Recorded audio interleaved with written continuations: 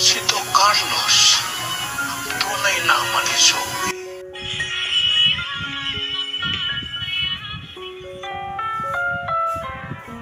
Ang programang ito ay rated SPG. Striktong patnubay ang gabay ng magulang ang Mag-isa sa kwarto si Lynette. Nagre-ring ang cellphone ni Carlos. Tinatawag ni Lynette si Carlos pero nasa banyo siya. Carlos, nagre-ring yung phone mo. Lumapit si Lynette sa cellphone ni Carlos. Nakita niya ang pangalan na tumatawag. Dr. Zoe Tanyac. Nagtaka siya.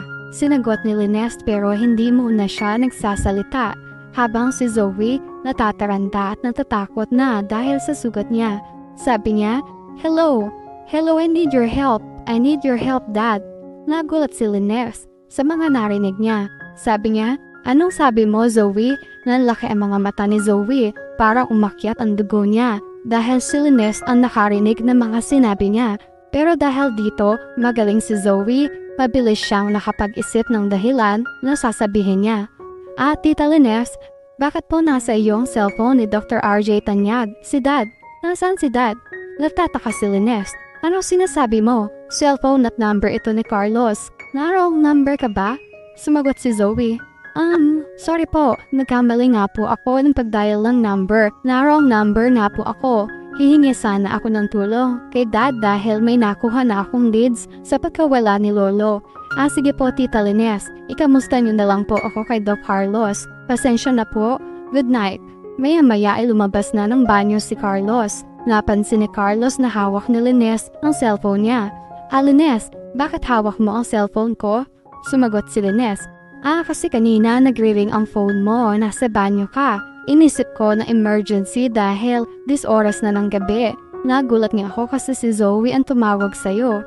Nabigla si Carlos. Si Zoe, bakit raw siya tumawag?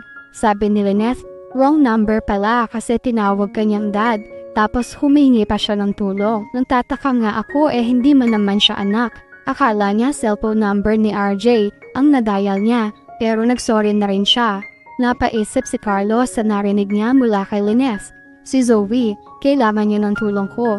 Hinintay niya munang makatulog si Lynette at sikreto siyang tumawag kay Zoe. Tumayo si Carlos papalayo kay Lynette para hindi siya marinig nito. Nung makausap na si Zoe, nagsalita siya ng pabulong. Zoe, tumawag ka raw at humihingi ng tulong? Sumagot si Zoe at umiyak. Dad, tulungan mo ako. Isugat ako. Nag-aalala si Carlos. Sabi ni Zoe, munti ka na kasing tumakas si Lolo kanina tapos nakakuha siya ng barel. Akala niya ako si Belahadja. May tama ako ng barel, Dad. Ang sakit-sakit. Tulungan mo ako. Hindi ako pwede magpadala sa ospital. Agad namang magbibigay ng tulong si Carlos dahil anak niya si Zoe. O sige Zoe, ibigay mo sa akin ang address at pupuntahan kita agad. Agad namang nagbigay ng address si Zoe. Samantala, dadalawin ni Annalyn si Giselle sa ospital.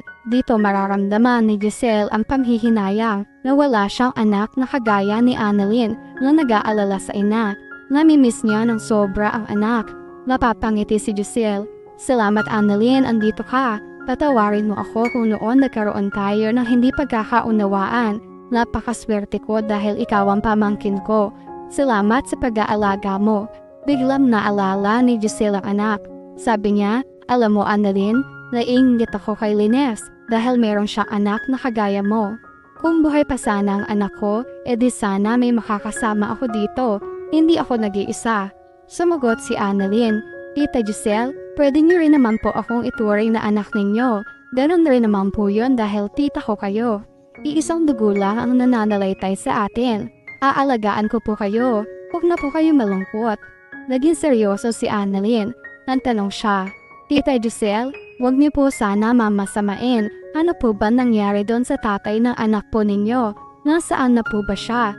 Biglang natahimik si Giselle. Sa kabilang banda, sumugod si Carlos sa hideout nila Moira kung nasaan si Zoe para gamutin ang sugat nito. Si Belahadja ang sumalubong sa kanya. Magandang gabi, Doc. Sagot ni Carlos. Si Zoe nasaan? May sugat siya. Kailangan ko siyang magamot. Sumagot si Belahadja. O Doc, paggagamot lang ang gagawin mo dito ha?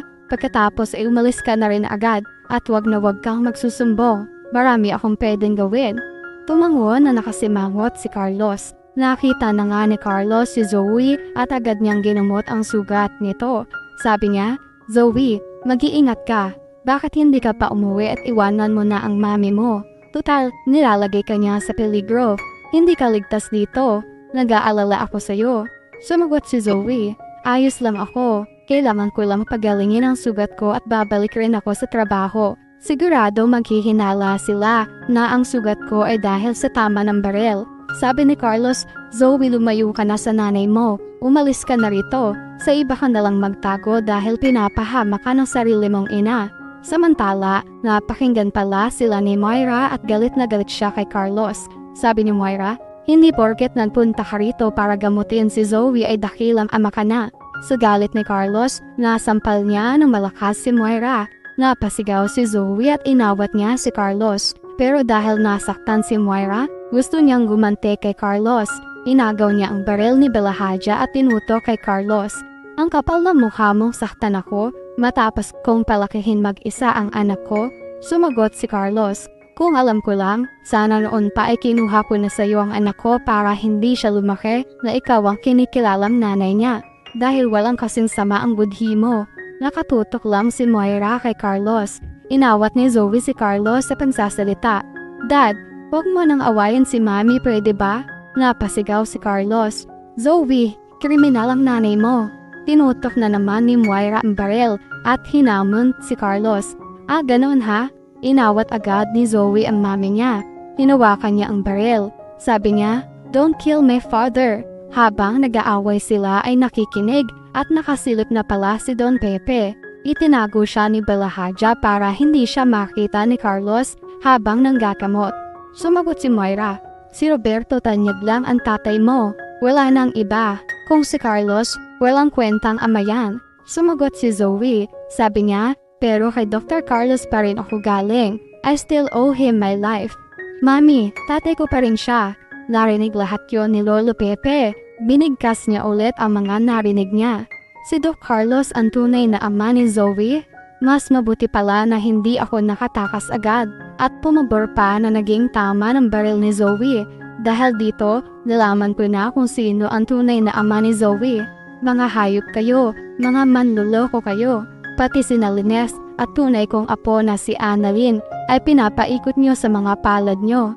Ikaw, Carlos, kaya nung una pa lang hindi na talaga maganda ang kutob ko sa'yo.